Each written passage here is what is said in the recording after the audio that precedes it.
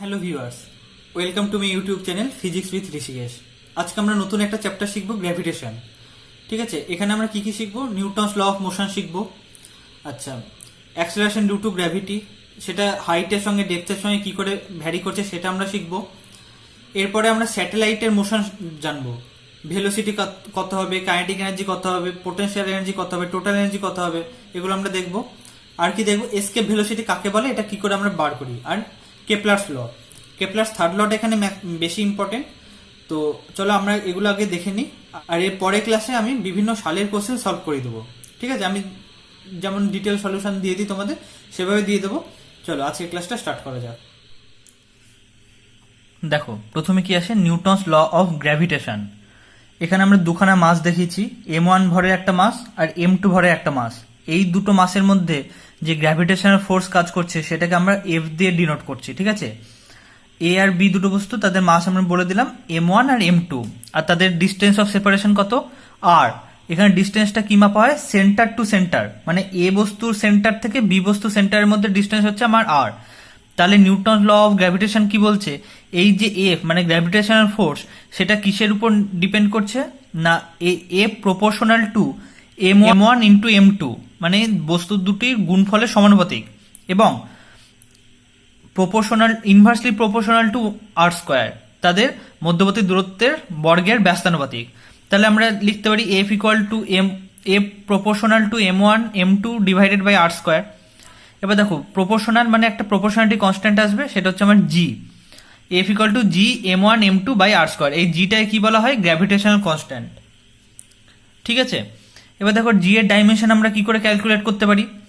এই ইকুয়েশনটা থেকে এটা আমরা পেয়ে গেলাম নিউটনস ল অফ গ্র্যাভিটেশন থেকে। তাহলে এখান থেকে জি সমান কত? F into R square divided by M1 M2। তাহলে জি এর ডাইমেনশন কি হবে? ফোর্সের ডাইমেনশন কত? ML T⁻²। আর স্কোয়ার, আর মান হচ্ছে লেন্থ, মধ্যবর্তী দূরত্ব বস্তু দুটোর, তাহলে L স্কোয়ার ডিভাইডেড বাই এটার জন্য M, এটার জন্য M, মানে M স্কোয়ার। তাহলে জি এর ডাইমেনশন কত বেরালো? M inverse L³ T⁻²। এটা মনে রাখতে হবে।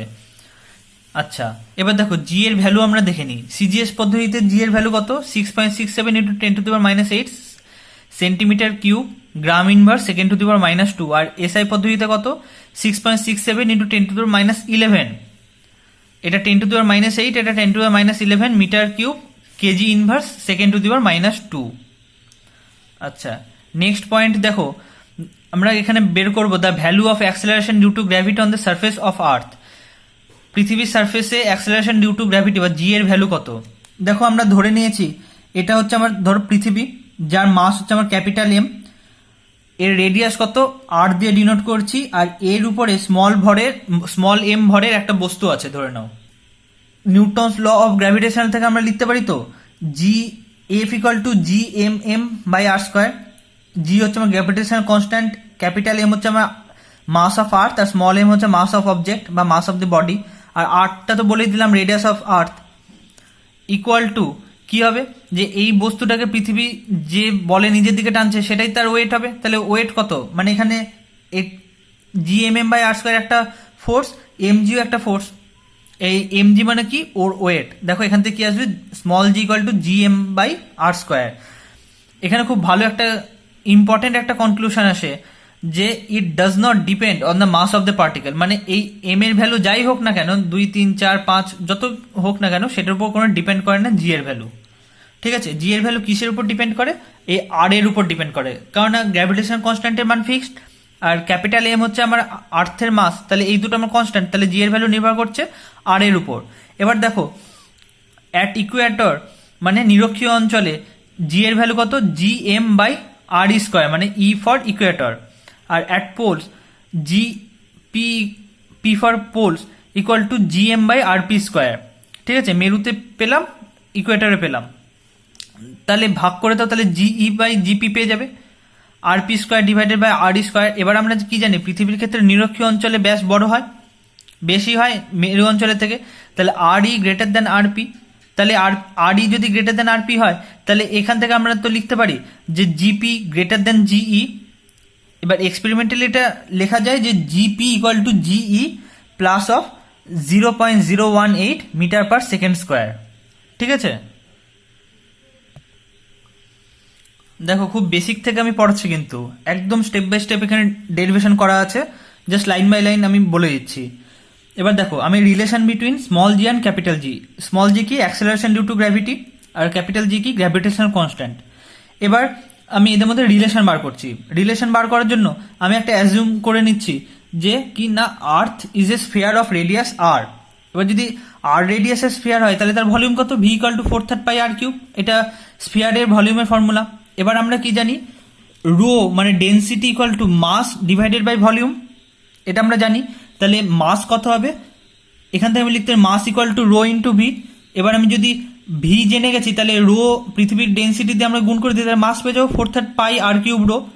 এবার একটু আগে আমরা দেখেছি G equal to G M by R square. এবার জাস্ট এই জায়গাটার এম এর ভ্যালুটা পুট করে দাও, দেখো ক্যালকুলেশন করার পর তোমরা পেয়ে যাবে small G equal to 4/3 pi G R rho. এটা হচ্ছে আমার রিকোয়ার্ড রিলেশন। আচ্ছা, এরপরে আমরা দুটো জিনিস দেখে নেব যে এই জি এর ভ্যালু হাইটের সঙ্গে কি করে ভ্যারি করে আর ডেপথের সঙ্গে কি করে ভ্যারি করে বা কি করে চেঞ্জ হয়।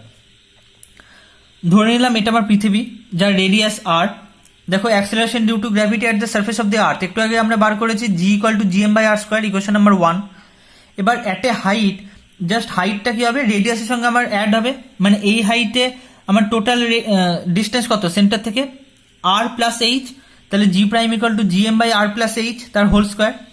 এবার দেখো এই 1 নম্বর ইকুয়েশন থেকে জি এম এর ভ্যালুটা 2 নম্বর ইকুয়েশন পুট করো। 1 নম্বর ইকুয়েশন জি এম এর ভ্যালু কত, জি আর স্কোয়ার, এটা পুট করো, তোমরা পেয়ে যাবে G prime equal to G into R by R plus H তার হোল স্কোয়ার। নেক্সট কেস আমরা দেখব যে না ডেপথের সঙ্গে জি এর ভ্যালু কেমন হয়।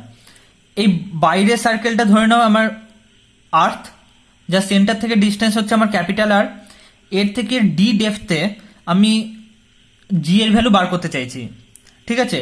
তাহলে আমরা দেখে নিয়েছি acceleration due to gravity at the surface of the earth, মানে পৃথিবীর সার্ফেসে অ্যাক্সেলারেশন ডিউ টু গ্র্যাভিটি কত, G equal to G M by R square, আর এটা ইকুয়াল টু আমরা একটু আগে বার করেছি 4/3 pi G R rho, equation number 1।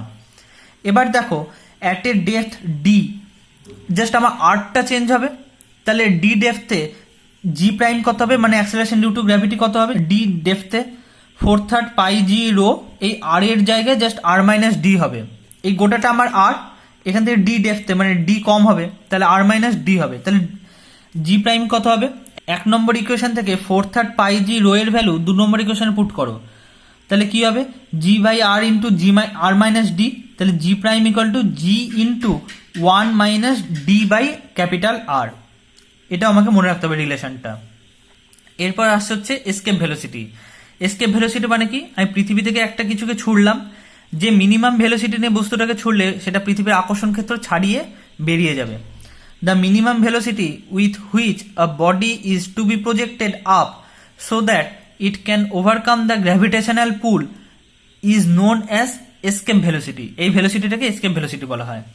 এবার দেখো আমার এই যে একটা পৃথিবীর আকর্ষণ ক্ষেত্র থেকে একটা বস্তুকে বাইরে বার করতে আমার ওয়ার্ক ডান কত, মানে পৃথিবীর রেডিয়াস যদি আমার আর হয়, দেখো পৃথিবীর সারফেসের উপর গ্র্যাভিটেশনাল ফোর্স কত, G M M by X square. এবার এটাকে আমি ইন্টিগ্রেট করবো আর টু ইনফিনিটি, মানে আর মানে কেন, আর হচ্ছে পৃথিবীর সারফেসে মানে রেডিয়াস থেকে ডিস্টেন্স আর টু ইনফিনিটি, মানে পৃথিবীর আকর্ষণ ক্ষেত্র ছাড়িয়ে চলে যাবে, তারপর পৃথিবীর আকর্ষণ বল কাজ করবে না, তাহলে সেটা ডিস্টেন্স ইনফিনিটি হয়ে যাবে। জাস্ট এটাকে ইন্টিগ্রেট করো মাইনাস জি এম এম, এবার আপার limit minus lower limit put করো, পেয়ে যাবে জি এম এম বাই আর। আর যে কাইনেটিক এনার্জিটা বস্তুটা গেইন করবে তার ভেলোসিটি যদি ভিই হয়, ই ফর এসকেপ ভেলোসিটি, তাহলে এটা কাইনেটিক এনার্জি কত হবে, হাফ এম ভিই স্কোয়ার। তাহলে এই ওয়ার্ক ডান আর এই কাইনেটিক এনার্জি আমার ইকুয়াল হবে, তাহলে half M V square equal to G M M by R. তাহলে ভি সমান কত, √2 জি এম বাই আর। ঠিক আছে, এইটা হচ্ছে আমার মানে মেন ফর্মুলা। এটাকে আর একটু কারুকার্য করা যায়। দেখো আমরা একটু আগে দেখেছি কি G equal to G M by R square, তাহলে জি এম মানে কত, জি আর স্কোয়ার। দেখো এখানে জাস্ট জি এম এর জায়গায় জি আর স্কোয়ার পুট করা হয়েছে, ভি এর ভ্যালু পেয়ে গেছি √2 জি আর। আর এটা পৃথিবীর ক্ষেত্রে জি আর আর এর ভ্যালু বসিয়ে আমরা এটা পাই 11.2 কিলোমিটার পার সেকেন্ড। এখানেও খুব সুন্দর একটা কনক্লুশন আমরা ড্র করতে পারি যে এটা হচ্ছে মাস অফ দ্য পার্টিকেলের উপর নির্ভর করে না, independent of the mass of the particle.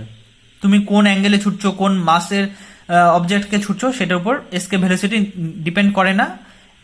ঠিক আছে, সব বস্তুর ক্ষেত্রে এই ভ্যালুটা কনস্ট্যান্ট হয় 11.2 কিলোমিটার পার সেকেন্ড। এরপরে আসছে হচ্ছে কেপলারস ল। দেখো কেপলারের ফার্স্ট ল আর সেকেন্ড ল অতটা ইম্পর্টেন্ট নয় for our competitive exams. Second law থেকে শুধু একটা ইনফরমেশনই কাজে আসে, যা যেখানে এরিয়াল ভেলোসিটি কনস্ট্যান্ট হয়। ঠিক আছে, আচ্ছা কেপলার্স থার্ড লটা খুব ইম্পর্টেন্ট, এটার উপর ভিত্তি করে ম্যাক্সিমাম কোশ্চেন আসে। T square proportional to R cube. এখানে টি হচ্ছে টাইম পিরিয়ড অফ রিভলিউশন আর আর হচ্ছে রেডিয়াস অফ দ্য অরবিট। ঠিক আছে, যেমন সূর্যের চারদিকে পৃথিবী ঘুরছে বা কোনো গ্রহ ঘুরছে, সেক্ষেত্রে রেডিয়াস অফ দ্য অরবিট আর টাইম পিরিয়ড হচ্ছে আমার টি এবং আর। এবার আমরা কি জানি যে গ্রহগুলো ঘুরছে তাদের পাথ কেমন হয়, ইলিপ্টিক্যাল পাথ হয়। এবার দেখো সেক্ষেত্রে তো এটা হচ্ছে আমার সার্কুলার অরবিটের ক্ষেত্রে রেডিয়াস হলো, কিন্তু ইলিপসের ক্ষেত্রে তো আমার semi major Axis semi minor Axis দুটো থাকে। দেখো আমি এখানে শো করেছি ফর ইলিপ্টিক্যাল অরবিট, এটা দেখো এটা হচ্ছে আমার সান। ঠিক আছে, A B semi major axis, C D semi minor axis, এটা ধরে নিয়ে আমি বি এফ, এই বি এফটাকে আমি ধরে নিয়েছি এ। ঠিক আছে, আচ্ছা এ ই আর ওয়ান আর ই বি আর টু, তাহলে এর ভ্যালু কত, R one plus R two by two. কি করে আসছে যে না, এটা দেখো বি এ ইকুয়াল টু কি লিখতে পারি, এ ই প্লাস ইবি প্লাস ইবি। তাহলে বি এ মানে কি, এর ডবল মানে two A equal to A E মানে R one plus R two. তাহলে এ সমান কত, R one plus R two by two. ঠিক আছে, এ সমান R one plus R two by two, তাহলে টি স্কোয়ার কি হবে, proportional to R one plus R two by two whole cube. ঠিক আছে, এবার আমরা স্যাটেলাইটের মোশন দেখব। একটা স্যাটেলাইট যখন পৃথিবীর চারদিকে ঘুরছে, ঠিক আছে, তখন তার ভেলোসিটি কেমন হবে, orbital velocity, kinetic energy, potential energy, এগুলো আমরা দেখে নিই। এটা ধরে নিই আমার পৃথিবী, যার রেডিয়াস ক্যাপিটাল আর, এর থেকে এই সাইডে একটা স্যাটেলাইট ঘুরছে আর সেন্টার থেকে স্যাটেলাইটের ডিস্টেন্স কত, আর। ঠিক আছে, এবার দেখো এই যে স্যাটেলাইটটা পৃথিবীর চারদিকে ঘুরছে, পৃথিবী এবং স্যাটেলাইটের মধ্যে তো গ্র্যাভিটেশনাল ফোর্স কাজ করবে, এই গ্র্যাভিটেশনাল ফোর্সই ওকে ঘোরার জন্য প্রয়োজনীয় সেন্ট্রিপিটাল ফোর্স সাপ্লাই করবে। দেখো এখানে লিখেছি for revolution of satellite around the sun the gravitational pull provides the required centripetal force. তাহলে গ্র্যাভিটেশনাল ফোর্স কত, GMM by R square equal to এর সেন্টিমিটার ফোর্স কত, M V square by R, এটা GMM by R square equal to M V square by R. তাহলে V সমান কত, GMM by R, GM by R, এই M M কেটে গেল আর আর দিয়ে একটা আর কেটে গেল, তাহলে ভি সমান জিএম বাই আর। এবার এই আর সমান কত, ক্যাপিটাল আর প্লাস এইচ, তাহলে আর এর জায়গায় ক্যাপিটাল আর প্লাস এইচ বসাও। আর আমরা জানি কি G equal to G M by R square, তার মানে জি এম মানে কত, জি আর স্কোয়ার, সেটা এখানে পুট করা হয়েছে। দেখো ভি এর ভ্যালু পেয়ে গেছো R into root G divided by R plus H. ঠিক আছে, কিন্তু আমরা ম্যাক্সিমাম ক্ষেত্রে আমরা এই ফর্মুলাটা ইউজ করব। এবার দেখো স্যাটেলাইটটা যখন পৃথিবীর চারদিকে ঘুরছে তখন তার টাইম পিরিয়ড কত হয়। এবার টাইম পিরিয়ড কি হয়, circumference of the orbit divided by orbital velocity, মানে টোটাল ও কতটা পাথ ওকে ঘুরতে হচ্ছে ডিভাইডেড বাই কত ভেলোসিটি নিয়ে ও ঘুরছে, সেটা হচ্ছে অরবিটাল ভেলোসিটি। মানে এবার যদি সার্কামফারেন্স কত, যদি স্ফেরিক্যাল পথে ঘোরে তাহলে সার্কামফারেন্স হচ্ছে আমার 2 pi R divided by orbital velocity হচ্ছে আমার ভি। এবার ভি এর ভ্যালু আমরা একটু কি দেখলাম, root over GM by R, সেটা এখানে পুট করা হয়েছে 2 pi R root over R by GM. তাহলে দেখো এই আরটাকে ভেতরে নিয়ে গেলে আর কিউ। এবার জি সমান আমরা জানি জিএম বাই আর স্কোয়ার, সেখান থেকে জিএম এর ভ্যালু জি আর স্কোয়ার বসানো হয়েছে, আর আর এর value small R equal to আমরা জানি ক্যাপিটাল আর প্লাস এইচ, সেটা এখানে পুট করা হয়েছে, জাস্ট একটু এদিক ওদিক করা হয়েছে। তাহলে তোমরা দেখো এই ফর্মুলাটা পেলে, কিন্তু আমরা যদি ধরে নিই ক্যাপিটাল আর গ্রেটার এইচ, তাহলে দেখো এই টার্মটা তো আমার নেগলিজিবল হয়ে যাচ্ছে, হরটা আমার বড় হয়ে যাচ্ছে ছোট হতে হতে, এই টার্মটা নেগলিজিবল হয়ে যাচ্ছে। তাহলে 1 প্লাস নেগলিজিবল, এটাকে আমরা ইগনোর করে দিলাম, এই টার্মটা ইগনোর হয়ে গেল। তাহলে 1 টু দি পাওয়ার 3 মানে 1, তাহলে কি হচ্ছে T equal to 2 pi root over of R by G. Just এটা হচ্ছে আমার যদি এই কন্ডিশনটা ফলো হয়। এবার দেখো কাইনেটিক এনার্জি ইকে দিয়ে যদি আমরা ডিনোট করি, কাইনেটিক এনার্জি কি হয় আমরা জানি half M V square. V এর ভ্যালু আমরা বার করেছি root over GM by R, তাহলে ইকে কত হবে, মানে কাইনেটিক এনার্জি কত হবে, জিএমএম বাই 2r, আর পোটেনশিয়াল এনার্জি কত হবে, মাইনাস জিএমএম বাই আর। তাহলে কাইনেটিক এনার্জি পেলাম, পোটেনশিয়াল এনার্জি আমরা জানি। এবার তাহলে টোটাল এনার্জি কত, এই দুটোকে অ্যাড করো, অ্যাড করলে কি হবে, E equal to minus GMM by 2r। এইটা গেল হচ্ছে আমার গ্র্যাভিটেশন চ্যাপ্টারের ফান্ডামেন্টাল যে বা বেসিক যে কনসেপ্ট সেটা, ঠিক আছে, ফর কম্পিটিটিভ এক্সামস। এবার এইচএস লেভেলে পড়তে গেলে আর একটু ডিটেলসে পড়তে হবে ব্যাপারগুলো, আর একটু ডেরিভেশন আছে। তো কম্পিটিটিভ এক্সামে এটুকু পড়লেই হবে। এরপরে আমরা এর উপর বিভিন্ন কোশ্চেন সলভ করবো, ইজি টু হার্ড কোশ্চেন আমরা এর উপর সলভ করবো, ঠিক আছে। চলো তোমরা চ্যানেলটাকে সাবস্ক্রাইব করে দাও, বন্ধুদের শেয়ার করে দাও। চলো নেক্সট ভিডিওতে দেখা হবে এই চ্যাপ্টারের উপর কিছু প্রবলেম নিয়ে। Thank you.